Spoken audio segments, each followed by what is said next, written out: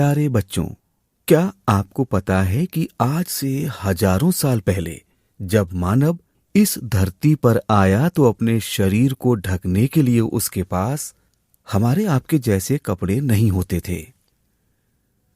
उस वक्त वे अपने शरीर को ढकने के लिए जानवरों की खाल, पेड़ पौधों की पत्तियों और छालों का इस्तेमाल करते थे। पर आज हमारे पास अनेकों प्रकार के कपड़े हैं जिन्हें हम पहनते हैं। जब आप इन कपड़ों को ध्यान से देखेंगे तो आपको पता चलेगा कि इन सभी कपड़ों में भी कुछ खासियत होती है। सर्दी के मौसम में ठंड से बचने के लिए हम ऊनी कपड़े पहनते हैं और गर्मियों में सूती वस्त्र पहनते हैं जिनसे शरीर ठंडा रहता है। जब आपके घर में बोरियों से अनाज आता है तो बच्चों उसे भी आप छू कर देखना, वो भी एक तरह का कपड़ा ही होता है। बरसात के दिनों में बारिश से बचने के लिए हम रेनकोट या छाते का इस्तेमाल करते हैं। वो भी तो कपड़े से ही बनता है ना बच्चों। क्या आपने कभी सोचा है कि ये कपड़े आखिर बनते कैसे हैं? अब आप कहेंगे कि इन्हें हम बाजार से लाते हैं। क्या कहा? इन कपड़ों को दर्जी सिलता है। सही बताया आपने। पर जरा इस बात पर भी विचार करिए कि ये कपड़े आखिर बनाए कैसे जाते हैं।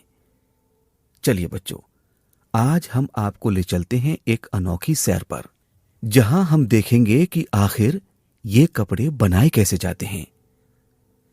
देखिए बच्चों, हमने यहां कुछ कपड़ों की कतरन दर्जी की दुकान और घर से इकट्ठा की हैं।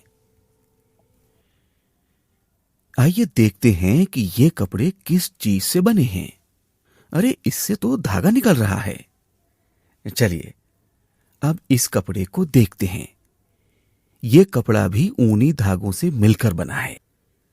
हमने जाना कि ये कपड़े धागों से बनते हैं, पर ये धागे कैसे बनते हैं भाई?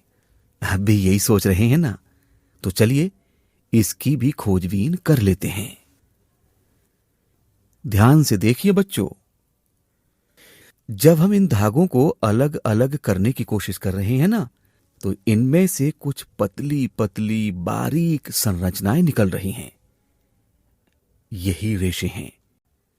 रेशों से धागे बनते हैं, धागों से कपड़े बनते हैं और कपड़ों से वस्त्र बनाए जाते हैं।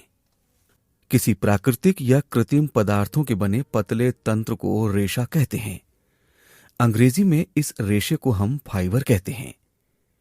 ये फाइबर अर्थात रेशे ऊन, कपास, कागज, पेड़ की छाल, पॉलिस्टर आदि कई चीजों के हो सकते हैं। बहुत अच्छे बच्चों, आज आप भी घर जाकर कुछ ऐसे ही कपड़ों के टुकड़ों की खोज कर अपनी मैम से इनके बारे में जरूर पूछिएगा। फिर मिलेंगे बच्चों। Bye bye.